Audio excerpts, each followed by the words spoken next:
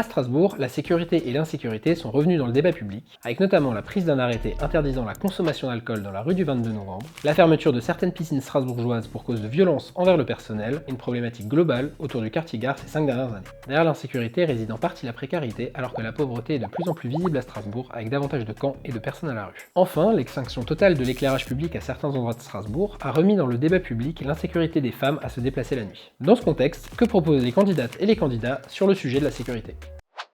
La sécurité, c'est un thème privilégié des Français. 45% au dernier sondage veulent de la priorité dans la sécurité. Et c'est aussi ce que moi je souhaite faire pour Strasbourg. Donc avec 3 mesures principales. Une police municipale renforcée, donc plus de personnel et plus de moyens, et surtout un hôtel de police dédié et visible. Deuxième mesure, tolérance zéro sur les incivilités. Du tag au squat, à aussi réfléchir sur l'accès aux logements sociaux par les familles délinquantes. Avec cela, le retour de l'arrêté anti-mendicité agressive. Un rappel de la loi avec des liens avec le parquet. Et pour ce faire, donc, des mesures d'application immédiate des contraventions et du rappel à la loi. Troisième mesure, l'éclairage public. On a vu que c'était un point noir de la ville de Strasbourg, donc retour de l'éclairage public dans tous les quartiers.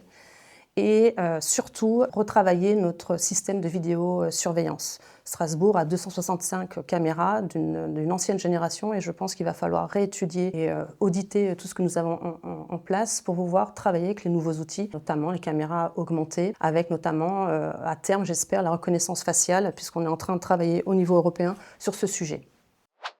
La tranquillité publique est un droit fondamental. Pourtant, ce droit aujourd'hui est encore trop souvent nié pour des habitantes et des habitants des quartiers populaires, pour des femmes victimes de harcèlement, pour des personnes exposées au racisme systémique ou pour des familles confrontées aux nuisances du quotidien. Nos adversaires défendent une politique sécuritaire fondée uniquement sur la politique du chiffre qui n'ont rien résolu. Pire, elles ont creusé un fossé de plus en plus grand entre de larges pans de la population et ses institutions. Face à la montée des discours sécuritaires, nous voulons refaire de la sécurité un bien commun en la fondant sur la confiance, la proximité et la prévention. Pour cela, nous voulons agir sur 2 volets. D'une part, l'instauration d'une véritable police municipale de proximité qui soit mieux formée, mieux dotée et désarmée, c'est-à-dire sans armes létales pour garantir une présence respectueuse sur le territoire. D'autre part, nous voulons renforcer la prévention avec l'augmentation du nombre d'éducateurs et d'éducatrices spécialisés, notamment dans les quartiers et dans les transports en commun. Ma première mesure, c'est de mettre en place l'éclairage LED intelligent pour pouvoir éclairer nos rues à Strasbourg.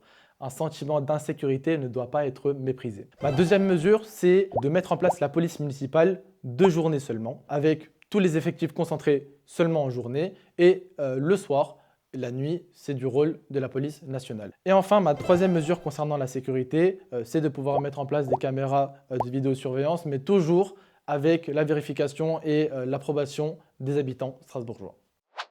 Ce qui est évident aujourd'hui, c'est qu'il faut renforcer le sentiment de sécurité à Strasbourg. D'abord, il faut de la présence humaine. Il faut de la présence humaine, ça ne signifie pas faire de la stigmatisation. Et cette présence humaine permettra une collaboration saine dans tous les quartiers de Strasbourg. Et ensuite, il faut prévenir. Pour prévenir, il faut un travail en synergie entre la police, les médiateurs, les associations et même les familles. Et enfin, il faut mettre en place un pacte de sécurité. Ce pacte de sécurité peut être signé entre la mairie, la police ou en fonction de certains endroits, avec les associations et avec les familles. Il faut avant tout impliquer tout le monde, car la sécurité est l'affaire de tous. Et enfin, il faut des mesures fortes, une fois que tous ces préalables seront établis.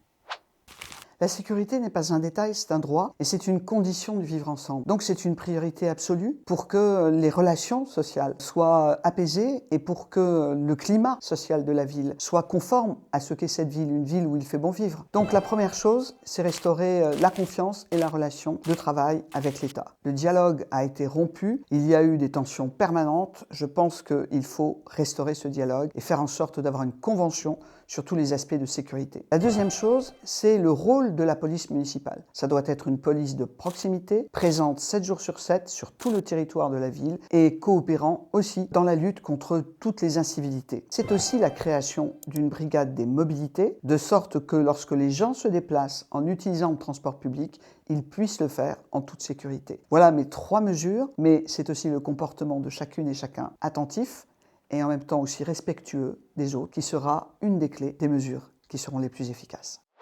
La sécurité, c'est une véritable priorité de notre action municipale. Notre première mesure, elle est claire, c'est doubler les moyens de la police municipale pour des forces de sécurité qui puissent être présentes sur le terrain de jour comme de nuit pour notamment rassurer les Strasbourgeoises et les Strasbourgeois. Notre deuxième mesure, elle est simple, c'est rallumer la ville, mais aussi mettre en place une vidéoprotection intelligente. On le voit d'ailleurs à Toulouse, le taux d'élucidation de ces vidéoprotections est beaucoup plus important et je pense que la meilleure des préventions, c'est la certitude de la personne qui commet un méfait de se faire attraper par les forces de l'ordre. Notre troisième mesure, c'est responsabiliser, mais aussi accompagner et sanctionner s'il le faut, prévenir notamment en instaurant un passeport citoyen qui permet à chaque écolier strasbourgeois de comprendre non seulement ses droits, mais aussi ses devoirs, mais également, le cas échéant, accompagner, voire même sanctionner les parents qui ne prennent pas en compte le fait qu'ils sont responsables de leurs enfants. Et nous voyons malheureusement sur le terrain, notamment à Nouvel An au quotidien dans certains quartiers strasbourgeois, que des mineurs sont absolument délaissés par leurs parents.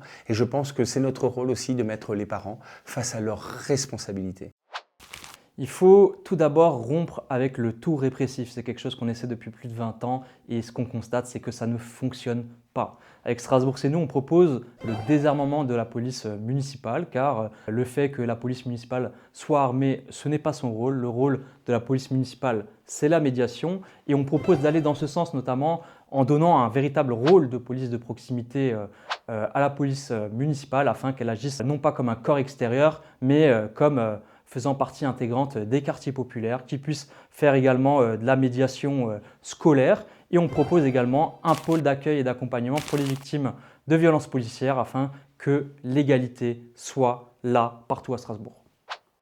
Il est important de dire que dans la réalité, les chiffres de la police nationale montrent que la délinquance est plutôt stable, voire a régressé ces dernières années à Strasbourg. Pour autant, il est indispensable de renforcer le sentiment de sécurité pour toutes et tous. Et ça passe notamment par plus de présence humaine dans l'espace public. C'est la raison pour laquelle je recruterai de nouveaux postes de policiers municipaux à Strasbourg. On constate un nombre croissant de personnes victimes d'addiction qui nécessitent une prise en charge à travers la salle de consommation à moindre risque, des associations spécialisées et bien sûr le travail de la police. Et la sécurité, c'est aussi la sécurité routière. Je développerai un plan 0 mort, 0 blessé grave en réduisant la vitesse de circulation dans la ville et en généralisant la limitation de la vitesse à 30 km/h. Parce qu'entre 30 km/h et 50 km/h, en cas d'accident, on double le nombre de décès.